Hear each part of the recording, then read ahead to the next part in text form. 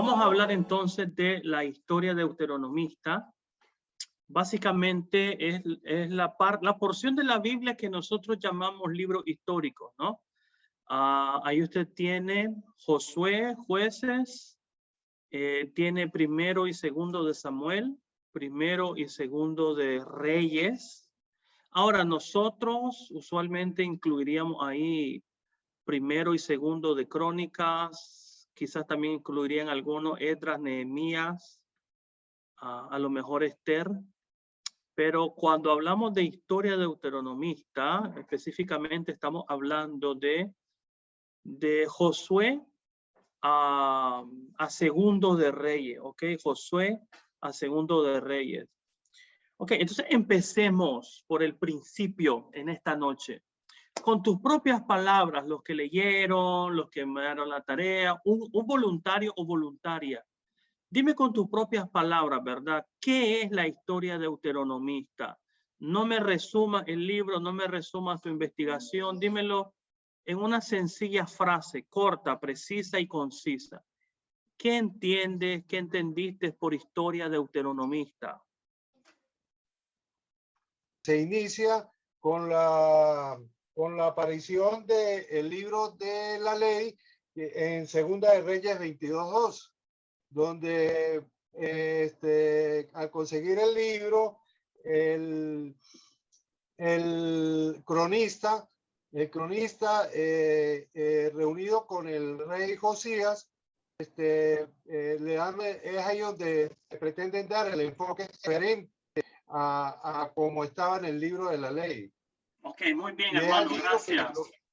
Muy bien, buen punto. A ver, hermano Wilmer, me parece que levantó la mano y luego la hermana Raquel.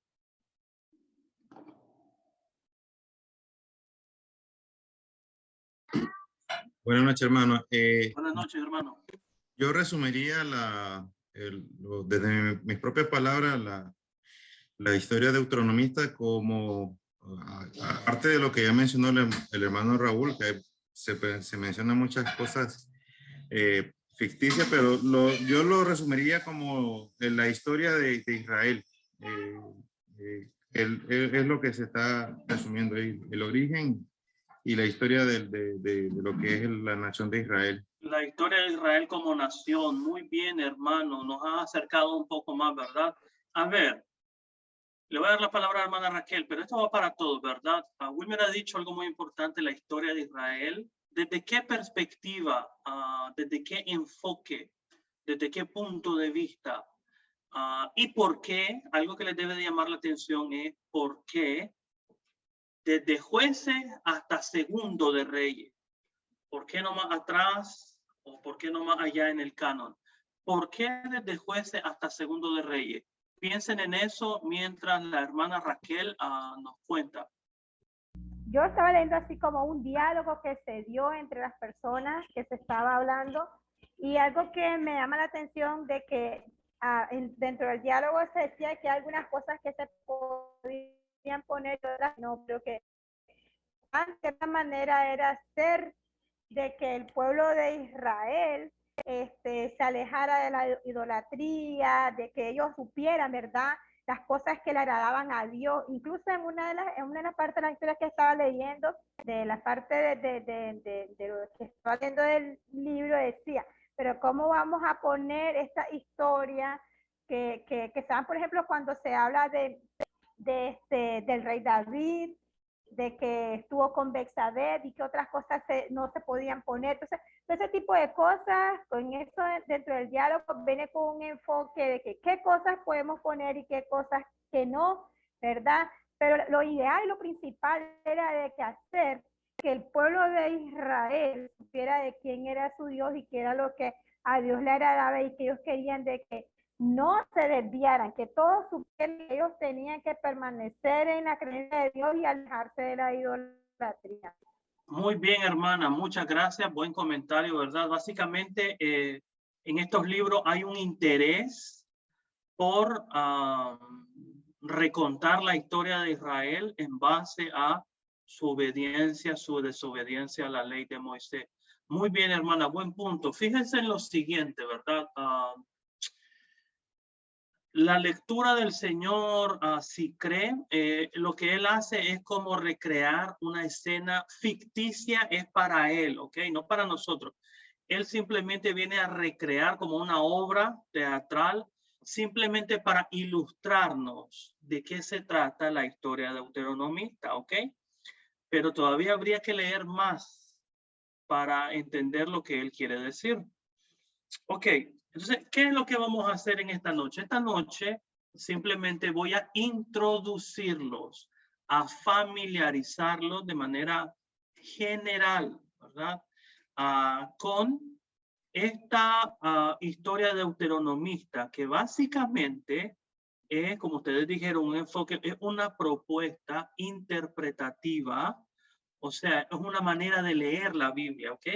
Es una forma, una estrategia de leer esta unidad desde Josué a Segundo de Reyes con el siguiente enfoque en mente. El enfoque es los libros de Josué a Segundo de Reyes fueron escritos desde una perspectiva que busca evaluar la fidelidad del pueblo de Dios a la ley, principalmente a la que encontramos en Deuteronomio.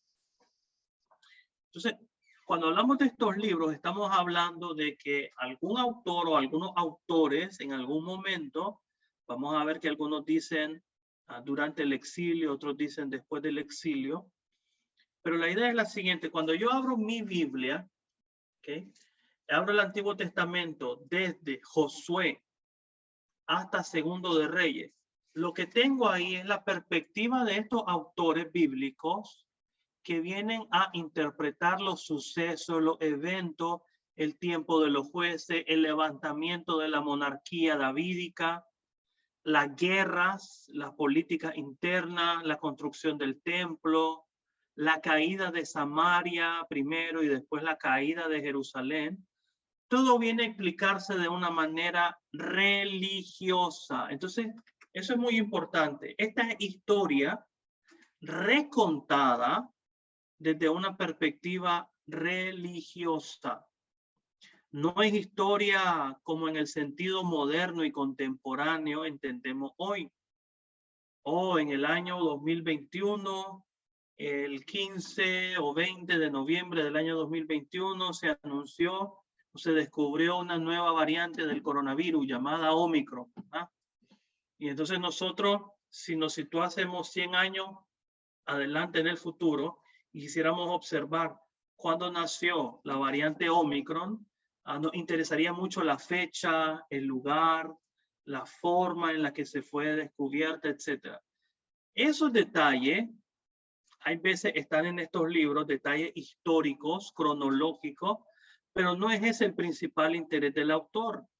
Desde Josué hasta Segundo de Reyes.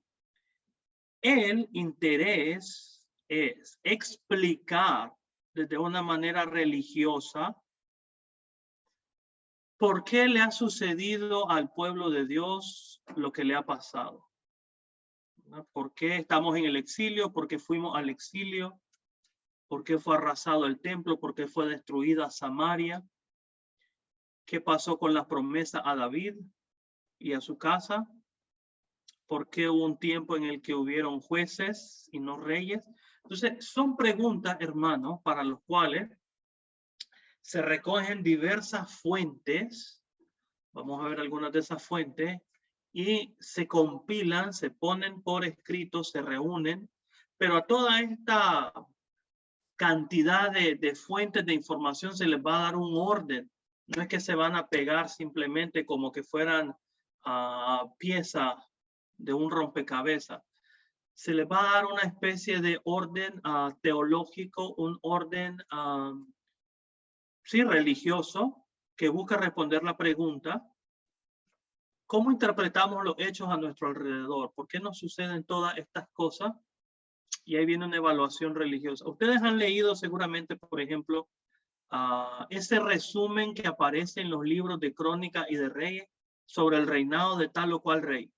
Y reinó fulanito tantos años, e hizo lo malo delante de los ojos de Dios, y Dios envió a tal ejército, a tal nación, tal peste, tal plaga, para castigarlo porque era idólatra. Ustedes han leído eso. Vamos a leer algunos ejemplos de eso. Nota que está evaluando el reinado de algún rey en base a su obediencia, en base a su fidelidad a la ley de Dios. Por eso Josías va a ser uno de los reyes más celebrados, de hecho, el que tiene la mejor puntuación, por así decirlo. ¿Por qué? Porque él se encargó de observar la ley de Dios como nadie antes lo había observado. Entonces, eso es nada más a manera de introducción, hermano. Ok. Entonces, recuerde, esto de la historia deuteronomista es una estrategia para cuando nosotros leamos los libros. Jueces, Josué, jueces. Podríamos incluso meter ahí a Ruth, porque está en el tiempo de los jueces. Desde jueces hasta segundo de Reyes, todos esos libros, al leerlos, los vamos a interpretar en base a Deuteronomio, sobre todo Deuteronomio 12 al 26. ¿Por qué? Me van a preguntar ustedes. Bueno, ya vamos a responder algo de eso. Hasta este punto, ¿se siente usted capaz con sus propias palabras de explicar, de saber explicar lo que es la historia deuteronomista? ¿O lo podemos volver a repetir, lo podemos reforzar? ¿Alguien tiene alguna duda, comentario, pregunta, sugerencia hasta este punto?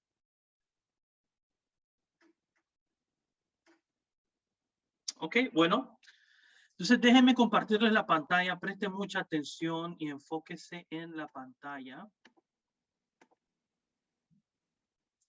Ok, hablamos de la historia deuteronomista. ¿De dónde viene? Fíjese bien, surge de la siguiente manera, ¿ok?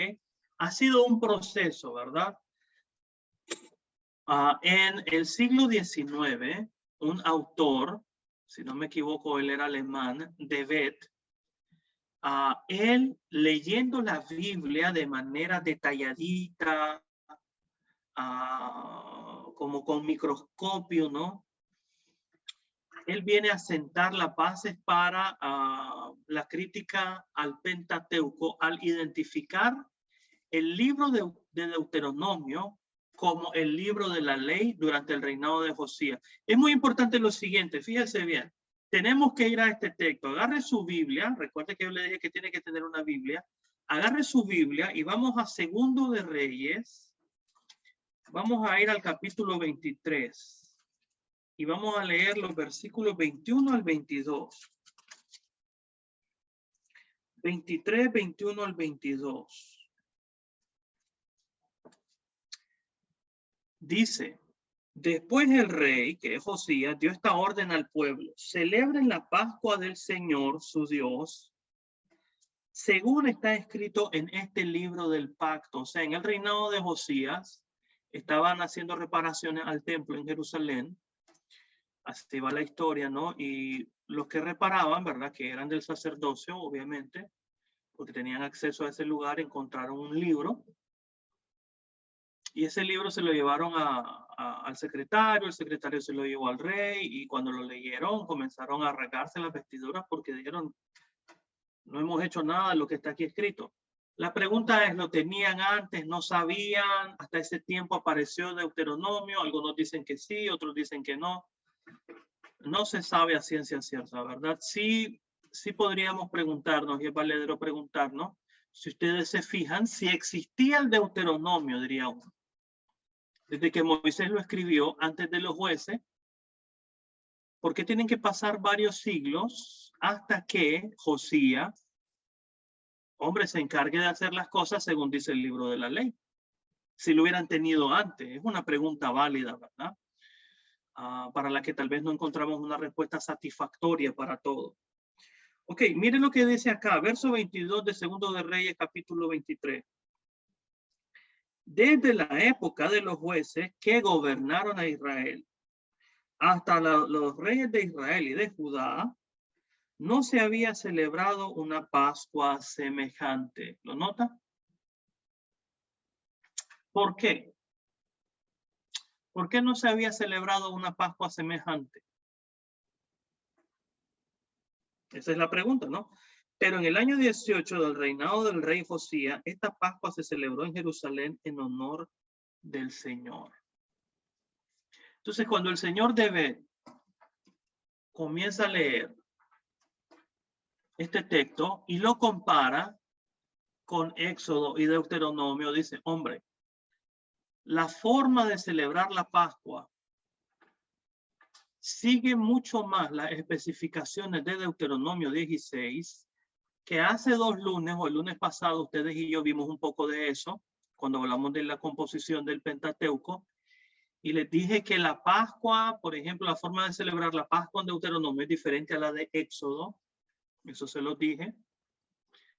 Entonces él comienza a notar esas diferencias y dice, pareciera que el libro que se halla durante Josías se corresponde más a Deuteronomio que a Éxodo. Hasta aquí me voy explicando, hermano. Ok, sigamos. Ahora ustedes leyeron del señor Martin Noth, alemán, allá por 1943. Después de estudiar a David, llega y dice, el Deuteronomio, o los libros de Josué, mejor dicho, los libros desde la conquista hasta Segundo de Reyes, son el producto de un solo autor durante el exilio. Contiene, y vamos a ver, algunos materiales y tradiciones antiguas. Pero cuando ustedes leen Josué, hermanos, cuando ustedes leen el final del libro de Josué, por ejemplo, ustedes pensarían que ya Israel quedó en posesión de la tierra prometida, ya conquistaron y echaron todos los pueblos paganos, pero fíjate que no. Cuando tú terminas de leer Josué, aún hay mucha tierra por conquistar. Un ejemplo, la ciudad de Hebrón, que está en territorio de los, no sé si los cananeos o los jebuseos, creo. La ciudad de Hebrón no es capturada por los israelitas, sino hasta el tiempo de David. O sea, mucho tiempo después de Josué. Y tú sabes que Hebrón fue la primera capital del reino de, fue la capital del reino de David, perdón, la segunda, que es la que se convierte en Jerusalén.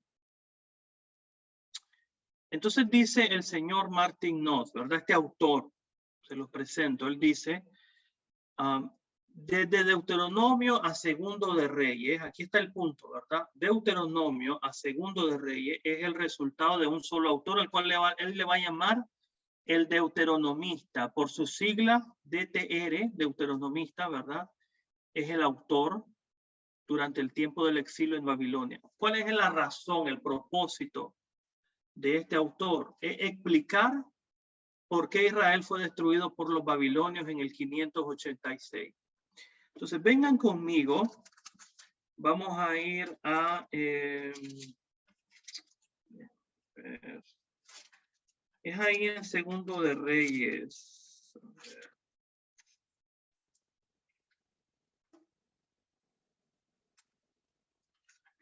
Vamos a ver el Segundo de Reyes al capítulo 17. Segundo de Reyes, capítulo 17, y vamos a leer el versículo 18. Tiene Segundo de Reyes 17, 18. Dice, por lo tanto, el Señor se enojó mucho contra Israel y lo arrojó de su presencia. Cuando dice Israel se refiere al reino del norte, cuya capital era Samaria, y que fue destruida por los asirios, Sennacherib, Sargón II. Y la explicación de todo ello, si ustedes leen desde el verso 1 del capítulo 17, ellos pecaron, idolatría, etcétera, etcétera. Y entonces Dios los envió y los castigó. Pero más adelante, si ustedes siguen leyendo Segundo de Reyes, dice que también le pasó lo mismo a Judá, al reino del sur. Por eso dice, solo quedó la tribu de Judá, básicamente solo quedó el reino del sur. hasta que llegaron los babilonios en el 586 y arrasaron Jerusalén, el templo, etc. Entonces, para Martin Knott, la historia desde Deuteronomio hasta Segundo de Reyes tiene que ver con este particular enfoque. Vamos a ver la historia y la vamos a interpretar de manera religiosa, como que alguien diría, ¿verdad? A ver, ¿por qué la iglesia está sufriendo el día de hoy en el siglo XXI, año 2021? Bueno, ahí podríamos meter, por ejemplo, el coronavirus, si fuéramos el deuteronomista, ¿verdad? Y diríamos, esta plaga, esta peste, fue enviada de parte de Dios porque su pueblo no seguía sus mandamientos y sus leyes. Miren una cosa es registrar un hecho histórico, como por ejemplo la invasión de alguna nación o la destrucción de Samaria, pero otra cosa es interpretar ese hecho histórico que sucede desde una perspectiva religiosa. Darle una explicación que no tiene religiosamente el hecho en sí. Todos los hechos que suceden necesitan ser interpretados. Y lo que va a hacer el autor o el deuteronomista es interpretar esos hechos, esa historia de Israel desde este punto de vista. El pueblo no fue fiel al pacto estipulado en Deuteronomio y por eso le sucedieron las calamidades que dijo Dios que le iban a pasar. Ok, hasta este punto, ¿alguna pregunta, hermanos? Voy a hacer una pausa aquí, compartir la pantalla para enfocarme en ustedes y verlos. ¿Quién tiene pregunta, duda, comentario hasta este punto?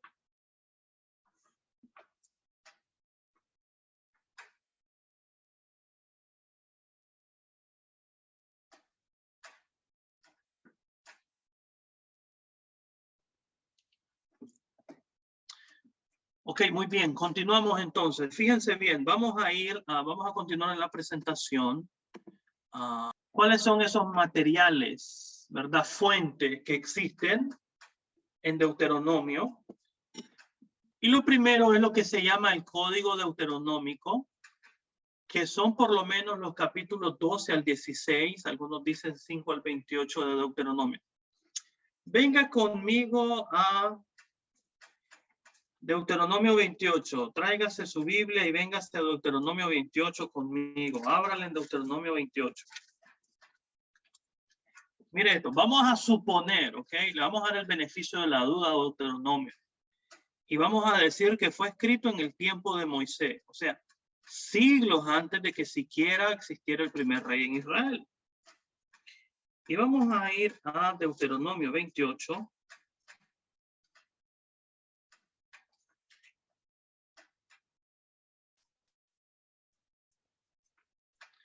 Y vamos a leer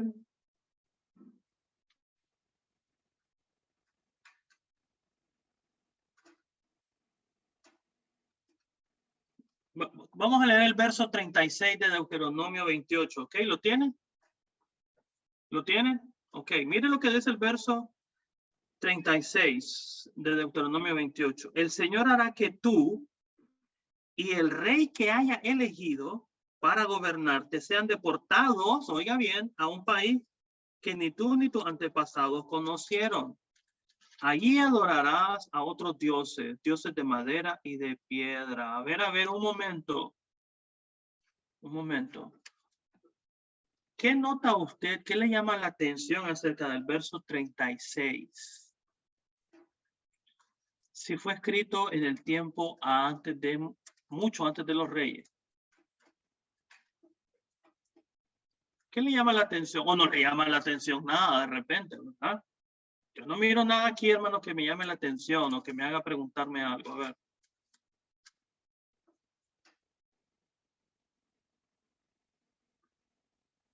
¿No lo mira usted muy específico, muy detallado?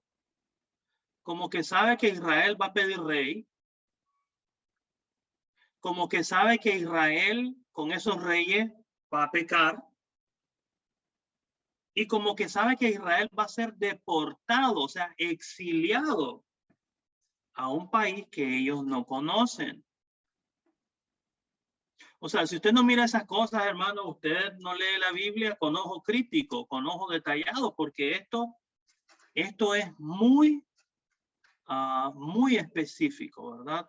Es como que el autor del Deuteronomio supiera exactamente qué es lo que va a suceder. Ahora, claro, fácil está que usted me diga, hermano, pero si fue escrito por Moisés y Moisés era profeta y Moisés conocía el futuro.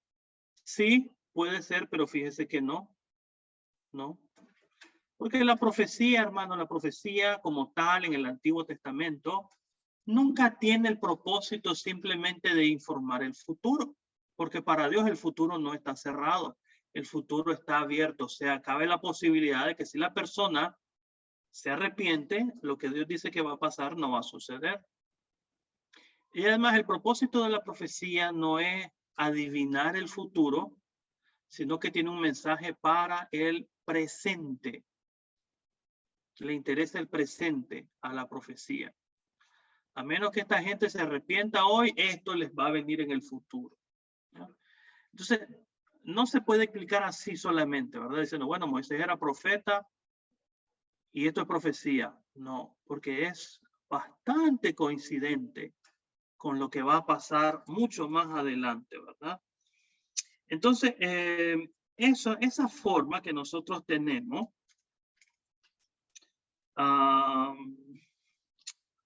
nos dice que uno de los materiales preexistentes viene a ser los capítulos 12 al 16, o por lo menos del 5 al 28 de Deuteronomio.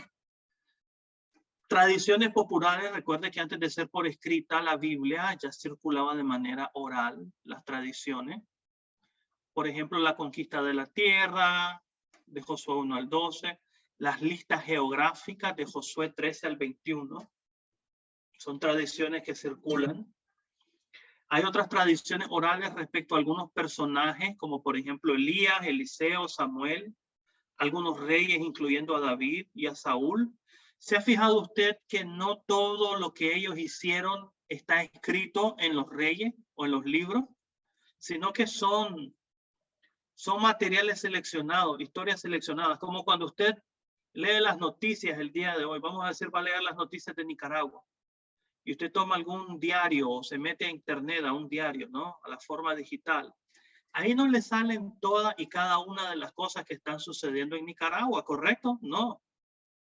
Le sale lo más importante de lo más importante. Qué sucesos, qué noticias internacionales, qué salud, qué economía, obituarios, deporte. No le sale absolutamente todo sobre todo, ¿correcto? Lo mismo con el Antiguo Testamento, ¿verdad? No sale todo lo que hicieron todos ellos. Hay otras fuentes extrabíblicas, son fuentes que nosotros no tenemos el día de hoy, pero que el que escribió Deuteronomio a Segundo de Reyes tenía acceso. Por ejemplo, la historia de Salomón, un libro llamado La Historia de Salomón, es mencionado en Primero de Reyes 11:41, no lo tenemos. Los anales de los reyes de Judá, no, los libros históricos de los reyes de Judá tampoco lo tenemos, pero aparece citado muchas veces, particularmente en Segundo de Reyes 15:6. Los anales de los reyes de Israel, otro libro, ¿verdad? ¿O qué me dice usted de ese famoso libro de Hazer, que aparece mencionado varias veces, por ejemplo, en Josué 10:13? O en Segundo de Samuel 1:18. ¿Cuál es ese libro de Hazer? Hay algunas cosas que están escritas en el libro de Hazer, pero nosotros no tenemos ningún libro de Hazer en el Antiguo Testamento. No sabemos quién es él. Entonces son cosas que usted tiene ahí. Estos materiales, una vez que el autor deuteronomista los tiene, ¿okay? Digamos, aquí junté este material por aquí, junté este otro material acá, tengo este otro acá, y lo tengo todo sobre la mesa. Y ahora voy a escribir mi obra. Eso es lo que llamamos el trabajo redaccional, ¿verdad? Y él viene no crea que es solo copiar y pegar, como hacen algunos, ¿verdad? Sino que es él le va a dar un sentido a todo el material, lo va a organizar. Un sentido que le da es algo de cronológico, ¿verdad? Por ejemplo, darle un sentido cronológico le da una unidad a la obra.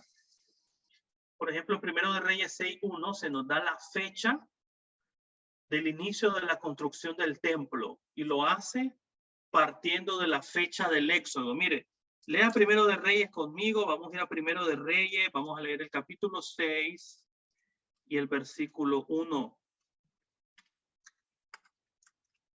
Primero de Reyes 6:1 dice: Salomón comenzó a construir el templo del Señor en el 4º año de su reinado en Israel, en el mes de Sif, que es el mes segundo. Habían transcurrido 480 años desde que los israelitas salieron de Egipto.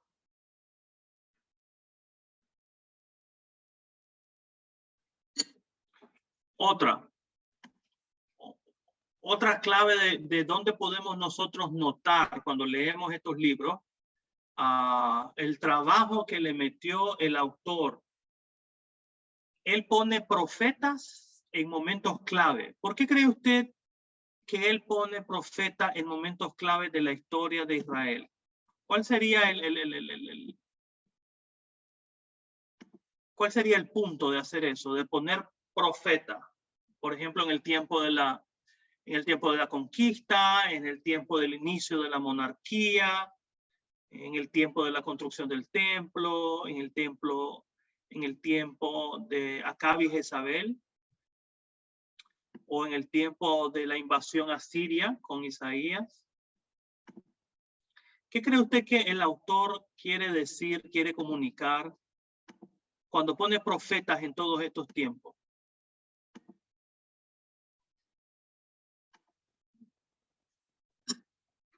Vamos a ver, le vamos a dar la palabra a hermano Raúl. A ver, hermano Raúl. Hermano, yo pienso que es para que se enfoquen en hacer la voluntad de Dios y no se desvíen de lo que tienen que hacer. Ese es mi punto de vista. Ok, muy bien, hermano, ¿verdad? Puede ser, excelente.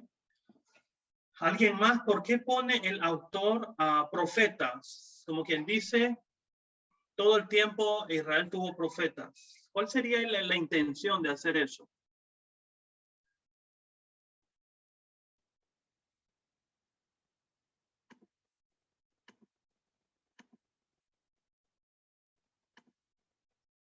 A ver, hermana Raquel.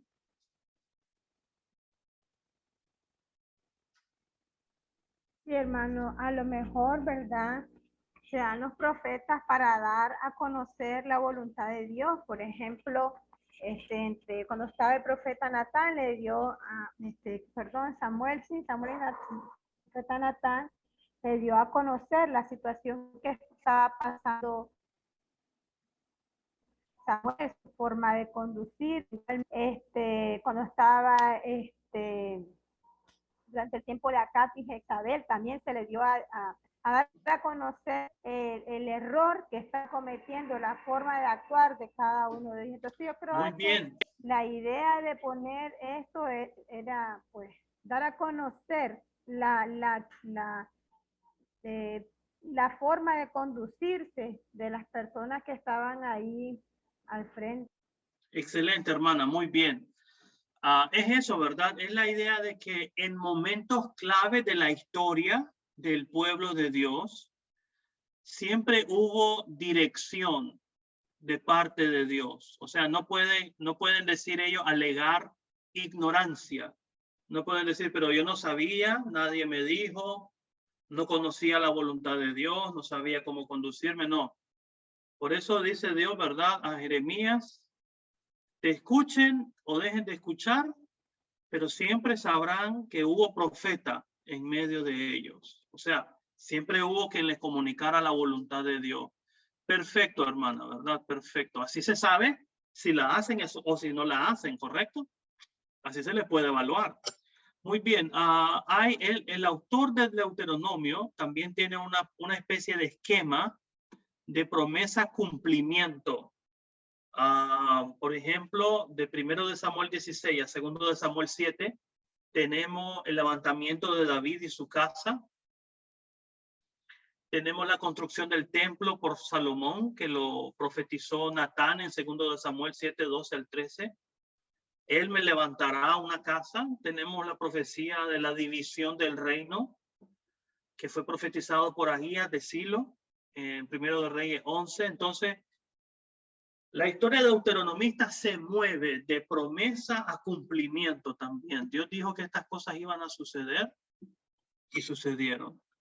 Y en momentos clave de la historia hay también lo que podríamos llamar nosotros discursos y reflexiones, ¿no? Por ejemplo, cuando Israel va a cruzar el Jordán, están frente a la tierra prometida y Moisés da su último discurso. A Josué al inicio de la conquista con sus sabias famosas palabras, ¿no? Mi casa y yo serviremos a Jehová. Está Jueces capítulo 2, versos 6 al 3:6, el inicio del periodo de los jueces. Está segundo de Samuel 7, el pacto de Dios con la casa de David, ¿verdad? Donde Dios garantiza su misericordia a la casa de David. Ok. Hay algunos escenarios, pero no quiero pasar con esto. Miren, yo quiero pasar a lo siguiente, antes de darle más tiempo a ustedes. Recuerde, lo que yo quiero que usted conozca de Martin North, que es lo que yo quiero que se le quede, es de que la propuesta de él es la siguiente. Él dice que de Deuteronomio segundo de Reyes hay un solo autor, el que le va a llamar el deuteronomista, ¿no? Escrito durante el exilio. Y él le da un enfoque un poco negativo, pesimista a la obra. Él dice, sirve para explicar la razón por la cual Israel fue destruido por los babilonios. Ahí, ese es Martin North. Hay otro señor que se llama Gerard von Rath, también alemán, más después, en los años 60, y él viene y dice, fíjate que lo que dice Martin North tiene razón, pero a Martin North se le escapan algunos detalles, dice von Rath, ¿verdad? Y de que cuando nosotros vemos la forma en la que termina segundo libro de Reyes, ¿usted ha notado la forma en la que termina el segundo libro de Reyes? No, si no leyó así, cree que menos que vaya a leer segundo de Reyes. Pero ya lo vamos a leer aquí en la clase, ¿ok? Váyase a segundo de Reyes, a la Biblia. Véngase al segundo libro de Reyes. Se fijan, hermano, estos hombres que no son miembros de la iglesia de Cristo, nos llevan la delantera, hermano, en los estudios bíblicos. Y eso que ya dejaron de existir ellos en la carne hace mucho tiempo. Ok, mire el segundo libro de Reyes, capítulo 25. Es lo último. Vamos a leer versículo 27 al 30. Note esto. A ver. En el día 27 del mes duodécimo del año 37 del exilio de Joaquín, rey de Judá, Evil-Merodach, rey de Babilonia, en el año primero de su reinado, sacó a Joaquín de la cárcel.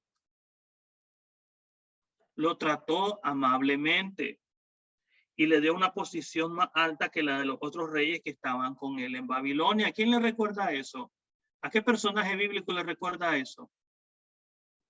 Un judío que en la corte es exaltado, muy alto por el rey.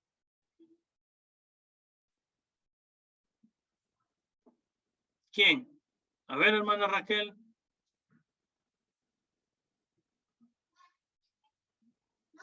¿A quién?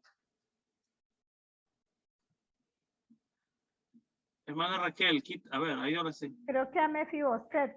Dice, le habló con benevolencia y puso su trono más... bueno, perdón, no hablo de trono. Los reyes que estaban con él en Babilonia. Iba a decir José. José, perfecto, hermana, José. José ya he dicho, pero se me vino Mefiboset, pero José. José, bueno, Mefiboset es hijo de Jonatán.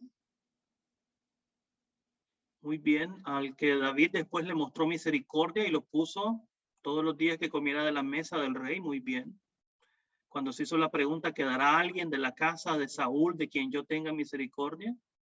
Ahí estaba Mefiboset, ¿verdad? Que había sido lisiado.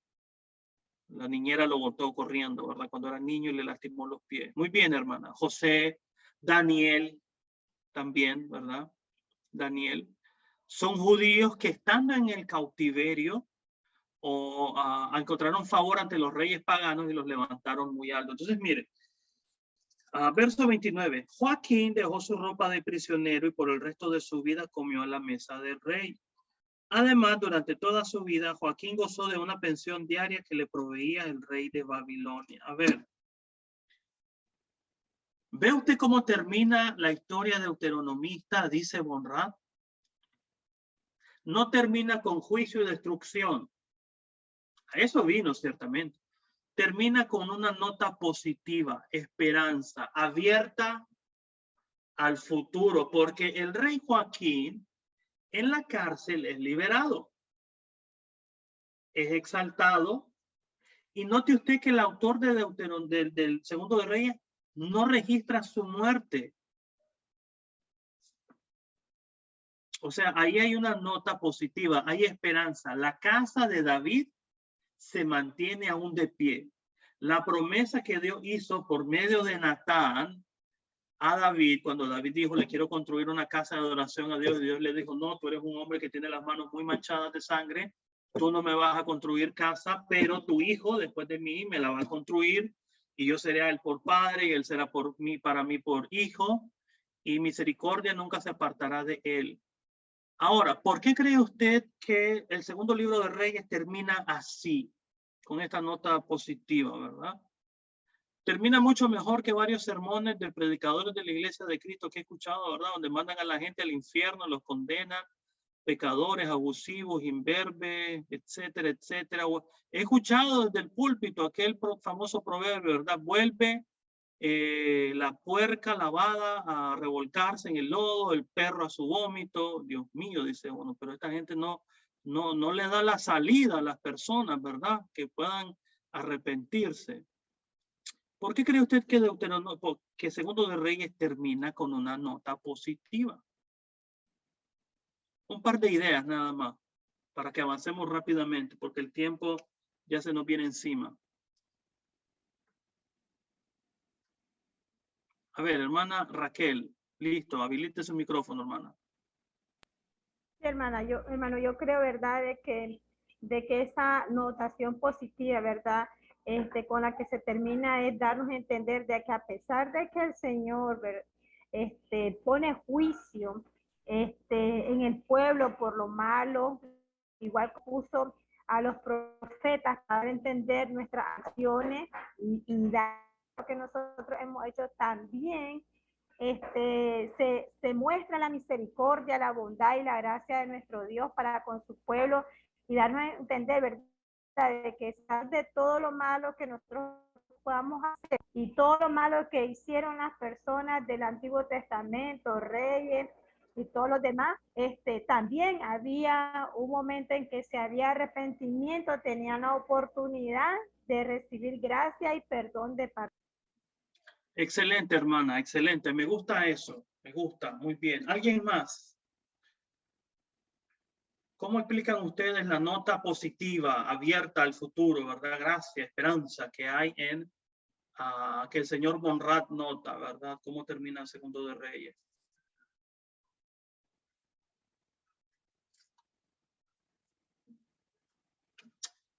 Yo diría lo siguiente, hermanos. Yo diría que ¿qué recurso le queda al pecador cuando ha infringido la ley de Dios? La ley de Moisés, por ejemplo, ¿no? En el Deuteronomio. No puede apelar el pueblo a pedir misericordia de Dios basados en la ley de Moisés porque la han transgredido, no la han sabido cumplir. Pero si hubiera una alternativa, digámoslo así, otro pacto del cual podernos agarrar para negociar con Dios y decirle, bueno, sí, transgredí la ley de Moisés, pero tú dijiste en 2 de Samuel capítulo 7, ahí está el punto. Siempre habrá quien se siente en el trono de David por las generaciones de Israel. Oh, ese viene a ser el asidero del cual Israel en el exilio va a agarrarse y decir, ciertamente hemos pecado, hemos transgredido, pero recuerda tu promesa a David. Noten que ya Noé recuerda el pacto con Moisés, porque metimos la pata en el pacto con Moisés. Entonces no podemos pedirle a Dios que lo recuerde porque nos va a ir mal. Pero si le decimos, recuerda el pacto con David y su casa, ahí sí hay esperanza. ¿Me estoy explicando, hermano? Entonces, miren, por ejemplo, eso es lo que tienen los autores del Nuevo Testamento en mente. A ver, vamos a ver, véngase a Lucas. Véngase a Lucas, déjeme ver si es Lucas. A ver, el capítulo.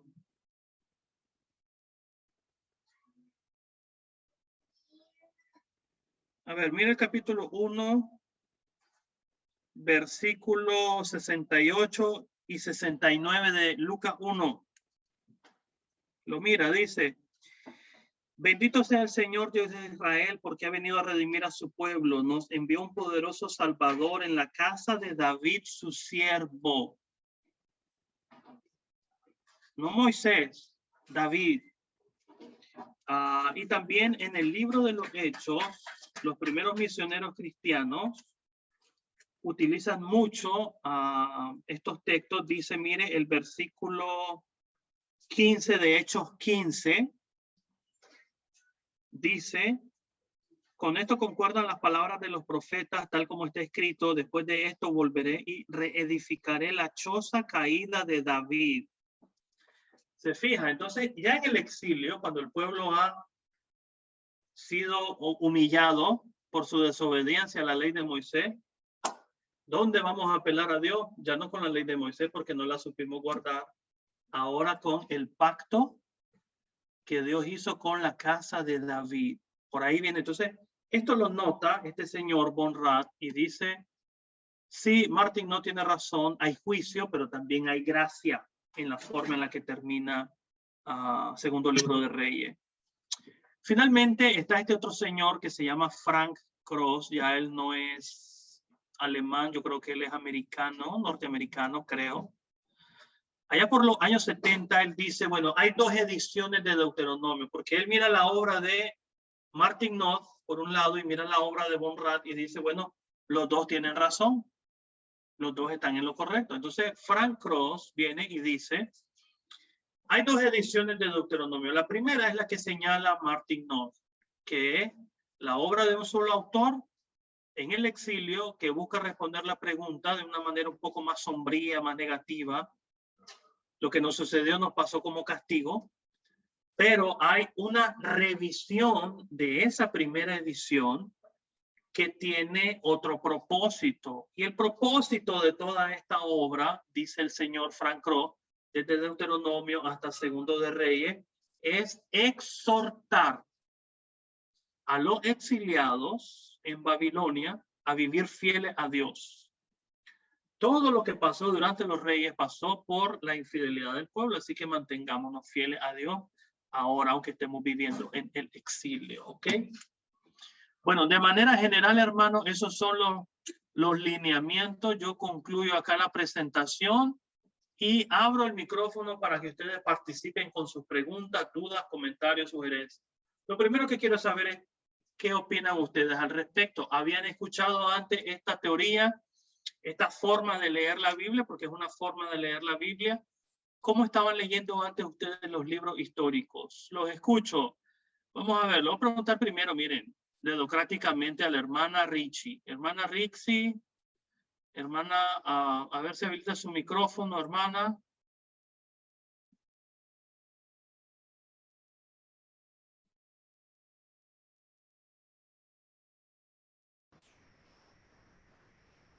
Sí. ¿Me escucha, hermano? Sí, hermana, le oigo. Bueno, pues la verdad, hermano, que no había escuchado esas palabras. Solo Deuteronomio, el libro de Deuteronomio, pero ya lo que es la historia de deuteronomista, no. Pero para poder entenderlo un poquito más a la lectura, tuve que buscar el significado primero de eso. La verdad que es la primera vez, pero sí quedó clara con la explicación que usted dio, ya hay un poquito de conocimiento acerca de eso. Muy bien, recuerde que es una forma de leer estos libros que la verdad nos hace darle un sentido a todo el conjunto. En vez de leer un libro individualista o leerlo de una manera aislada, como desconectada, le vamos a poner este gran tema, ¿no? La exhortación a vivir fieles a Dios en medio del exilio, una nota de esperanza para el futuro, o como decía Martin Noth, ¿verdad? La explicación para el pueblo de Dios en el exilio. ¿Por qué estamos en el exilio? Bueno, por la desobediencia y la infidelidad de Dios. Muy bien, hermana. Ok, hermano Raúl. Vamos a ver, hermano Raúl, le vamos a pedir que habilite su micrófono, hermano. Listo, díganos. Bueno, hermano, usted preguntaba que cuál es la forma de nosotros leer la Biblia, ¿no? Si buscamos otros libros donde nos expliquen la forma de lectura y cómo vamos a buscar algo que desconocemos. Pues no, primera vez que escucho estos términos de deuteronomistas, y pues nosotros por lo general, en mi particular, cuando leo la Biblia, lo que hago es leer la Biblia muchas veces si tiene algún tipo de referencia o algún tipo de comentario, pero por lo general lo que hace uno es leer la Biblia en lo que está allí escrito sin buscar otro tipo de texto adicional. Claro, hermano, eso es porque nosotros, recuerde, esto que estamos estudiando, hermano, es una forma de prestarle atención al conjunto del libro, desde Deuteronomio hasta Segundo de Reyes, para en su conjunto interpretar la historia del pueblo de Israel. ¿Por qué pasó lo que pasó? ¿Me estoy explicando, hermano? Entonces, esta es una forma de leer la Biblia que honra el texto bíblico como tal, porque toma en consideración la forma en la que hemos recibido el texto, la forma en la que está arreglado desde Deuteronomio hasta Segundo de Reyes, y nos invita con ojos frescos a redescubrir nuevas maneras para hoy nosotros hacer una mejor, más fiel lectura del Antiguo Testamento que tanta falta nos hace en nuestra vida personal y en la vida de la iglesia. Entonces, ¿quién tiene más preguntas, comentarios, dudas? A ver, hermano Wilmer.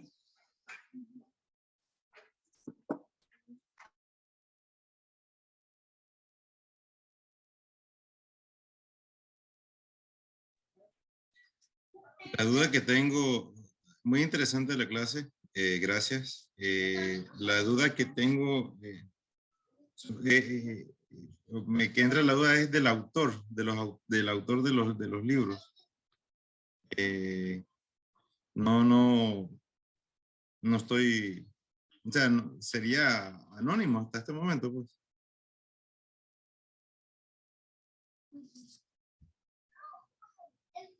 No lo escucho. Sí, hermano, sería anónimo, ¿verdad? No sabemos quién es el deuteronomista, no sabemos, era algún miembro de la corte, de alguno de los reyes, vivió en el exilio, vivió después del exilio, fue un profeta, o fue un grupo de discípulos de algún profeta.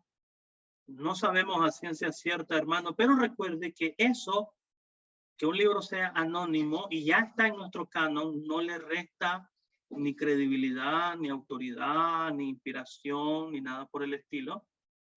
Les ponía yo el otro día el ejemplo de la carta a los hebreos, por ejemplo, ¿verdad? No sabemos quién la escribió, pero la consideramos un documento inspirado por el Espíritu Santo.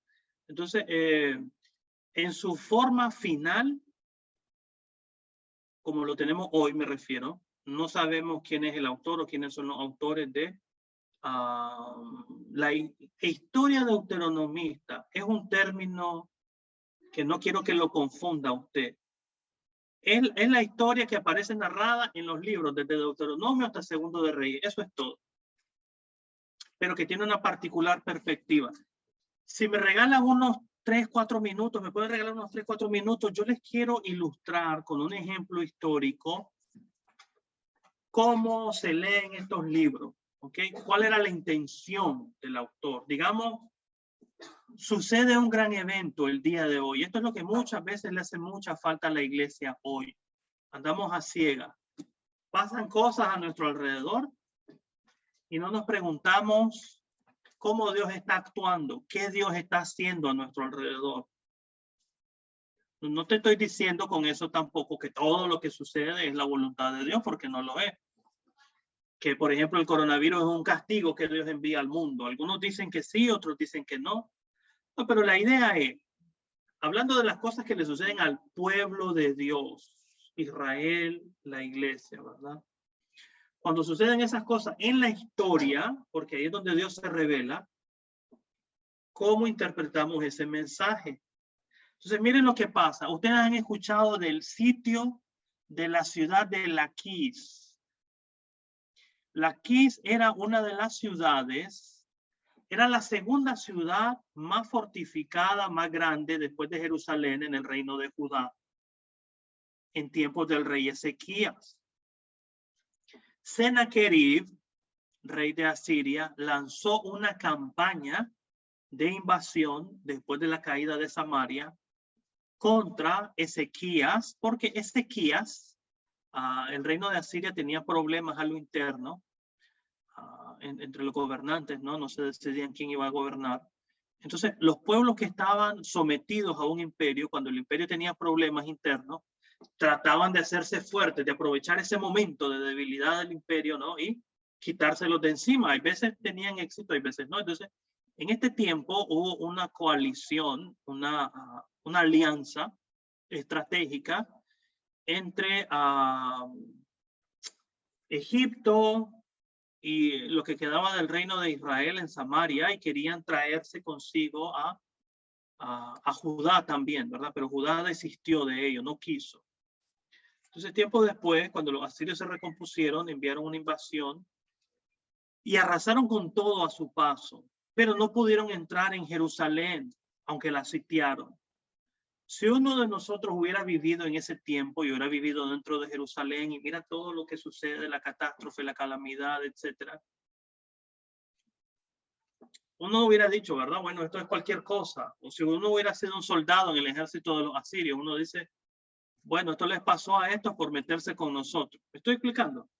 Pero para el escritor de la Biblia, de estos libros, esto tiene que ver con la voluntad de Dios. Y es lo que él va a plasmar aquí. Entonces, miren, la ciudad de Laquis, vamos a ver acá, voy a compartir acá. Esto es como ejemplo, hermanos, ¿verdad? Esto está en la Biblia, en estos libros. Lo comparto de la siguiente manera.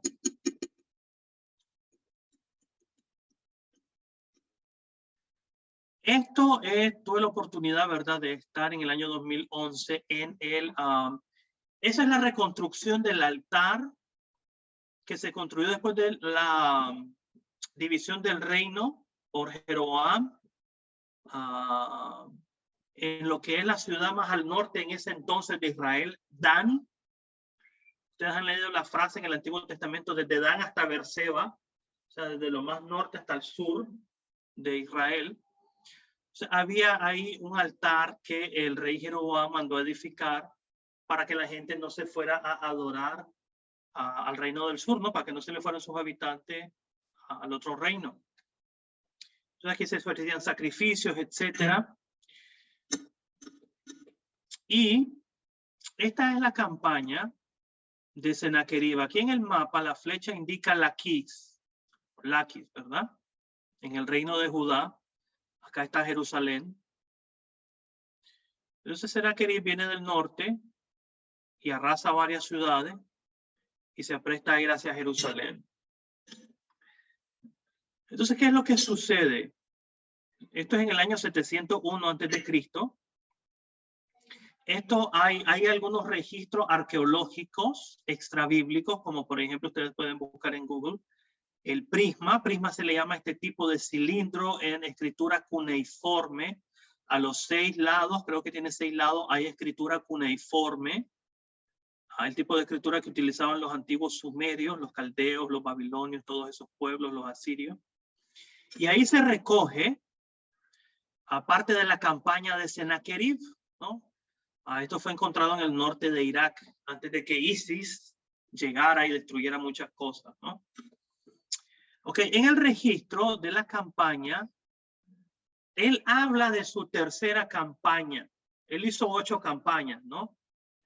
Entre el 704 y el 681 a.C., pero él narra la tercera campaña en el 701 a.C., es la destrucción de 46 ciudades de Judá, el reino del sur, y más de 200,000 de sus habitantes. Los deportó, como decía Deuteronomio 28. ¿Se acuerda que lo leímos? Ok. Él no menciona el asedio a la ciudad de Laquis. Él no la menciona acá. ¿Por qué? Porque él en su propio palacio le va a dedicar un espacio amplio a ese recuento de lo que él hizo. Entonces, esta ciudad de Laquis es mencionada 24 veces en la Biblia. Ese es el montículo. No sé si ustedes lo pueden ver desde el aire, ¿verdad? Una foto aérea de los restos del montículo, donde estaba Laquis antes. Ahí está la rampa de asedio que utilizaron los asirios. Aún queda. Esa es una representación artística de la ciudad. Aquí está la puerta principal de entrada a la ciudad. Aquí está el palacio. ¿Verdad? Hay 2 muros fortificados. Mira, hay un muro externo, hay un muro interno. Una ciudad para aquellos tiempos, ¿verdad? Fortificada. Entonces, es durante este tiempo, durante esta campaña, que Ezequías va a acabar su túnel. ¿Usted ha escuchado el túnel de Ezequías? Que él mandó a construir para cuando venían los asirios en esta campaña de Sennacherib. Y una estrategia militar era cuando la ciudad sitiada, para que no resistiera mucho, se envenenaban o se cubrían sus fuentes de agua. Para que eso no ocurriera, Ezequías mandó a cavar un túnel que llevara agua desde, creo que es el arroyo de Gijón, hasta el interior, lo que es en tiempos de Jesús el estanque de Siloam, para que ahí la ciudad dentro de sus muros tuviera agua. Entonces, este túnel lo mandó a cavar Ezequías en este tiempo. También tuve la oportunidad de meterme ahí, ¿verdad? Al túnel de Ezequías. Y aquí está. ¿Por qué no aparece en aquel prisma el asedio de Laquis? Porque en su propio palacio, Sennacherib hizo un gran relieve con todos los detalles de la batalla por esa gran ciudad. Como no pudo tomar Jerusalén, él no pudo entrar en Jerusalén, aunque le puso sitio, pues por así decirlo, se quedó con la segunda ciudad más importante, ¿verdad? Y de esa vamos a hacer gran propaganda, por así decirlo, ¿verdad? Entonces, ¿qué hizo él en Laquis? Mire, el ejército asirio era muy fuerte, el más grande de aquel tiempo. Ahí ustedes tienen al rey Sennacherib en su asiento. Ahí ustedes tienen a diferentes partes todo esto viene, hermanos, del relieve que se recuperó del palacio de Sennacherib en lo que era la antigua Nínive, hoy Irak. Ahí usted tiene arqueros, tiene gente que tira piedras con ondas, ¿verdad? Y aquí están luchando contra la ciudad.